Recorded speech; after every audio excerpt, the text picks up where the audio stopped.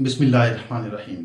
आज का हमारा टॉपिक है ABC मॉडल। इस मॉडल को बिहेवियर चेन मॉडल भी कहा जाता है और इसके अलावा 3 टर्म कंटीन्यूएंसी भी कहा जाता है। ये आपको बाद में खुद ही पता चल जाएगा कि बिहेवियर चेन मॉडल क्यों कहा जाता है और 3 टर्म कंटीन्यूएंसी क्यों कहा जाता है। सबसे पहले तो हम ये समझने की कोशिश करेंगे कि ABC मॉडल क्या है।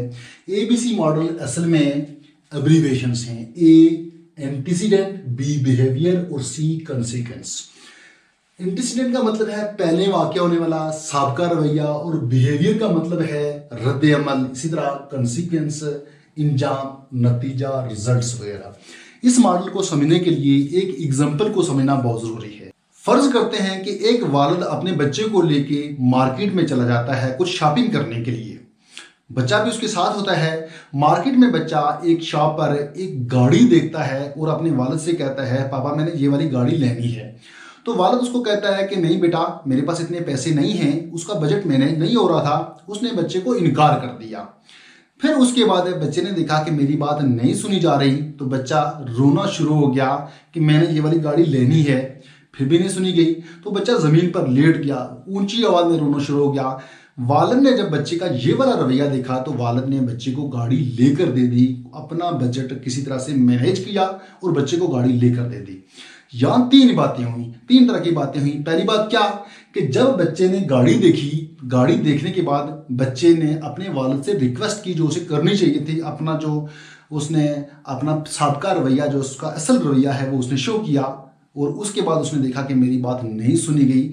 फिर और इसी चीज़ को कहा जाता है एंटीसीडेंट। उसके बाद क्या हुआ, जब वालिद ने बच्चे की बात नहीं मानी तो बच्चा रोना शुरू हो गया, चीखना शुरू हो गया, ऊंची आवाज़ में रोना शुरू हो गया। उसने अपना रद्द अमल शो किया। इसी को बिहेवियर कहा जाता है। इस बिहेवियर के नतीजे में जब वालिद ने देखा कि बच्चा बहुत रो रहा है, वो चुप नहीं हो रहा, तो वालिद ने उसको वो वाली गाड़ी लेकर दे दी। अपना बजट किसी तरह से मैनेज किया और गाड़ी उसको लेकर दे दी। ये इसी को कंसीक्वेंस कहा जाता है, यानी रिजल्ट इसका क्या हुआ कि वालिद ने उसको गाड़ी लेकर दे दी। यहाँ हमने देखना ये है कि यहाँ फंक्शंस ऑफ बिहेवियर क्या है। बच्चा जब भी अपनी तवज्जो, अपनी वालिद की तवज्जो अपनी तरफ या अपनी माँ की तवज्जो अपनी तरफ करना चाहेगा तो वो चीखना शुरू करेगा, वो रोना शुरू करेगा, क्योंकि उसने लर्न कर लिया है।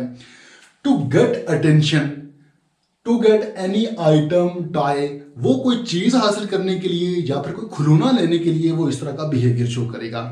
ये फंक्शन ऑफ बिहेवियर हैं। For self certification he will show this behaviour, वो इस तरह का बिहेवियर शो करेगा।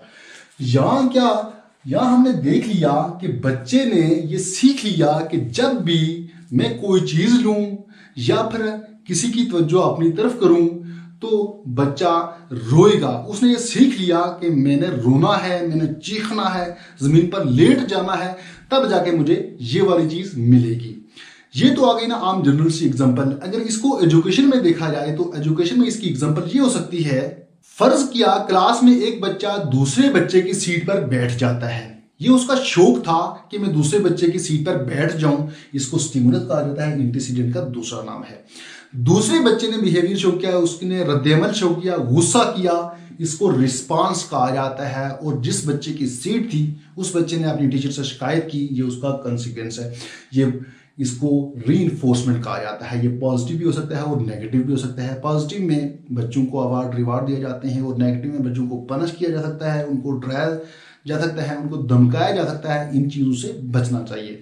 अब अगर इसका दूसरा रुख देखा जाए तो फर्ज करें क्लास में एक बच्चे ने दूसरे बच्चे को गाली दी, उसको बुरा भला कहा, ये उसका स्टिमुलस था।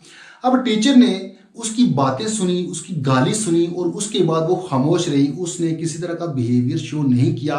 खामोश रहना भी एक बिहेवियर है। जो टीचर ने रिस्पांस किया, बिहेवियर शो किया और इस बिहेवियर की वजह से बच्चे को कौन सा रीइंफोर्समेंट मिला, उसको पॉजिटिव रीइंफोर्समेंट मिला। क्यों कि बच्चा ये कभी भी नहीं चाहेगा कि टीचर मुझसे बात ना करे, जिस तरह बाकी बच्चों से बात करती है, जिस तरह बाकी बच्चों के साथ है मेरे साथ भी हो। तो उसके बाद बच्चा अपने आप को चेंज करना शुरू कर देगा और बच्चा बेहतरी की तरफ आएगा। और ये एक अप्लाइड बिहेवियर एनालिसिस का तरीका भी है। ये एक बहुत ही मुख्तसर टॉपिक था। उम्मीद करता हूँ कि आपको इसकी समझ आ गई होगी। तो मिलते हैं नेक्स्ट टॉपिक में, तब तक के लिए अल्लाह हाफ़िज़।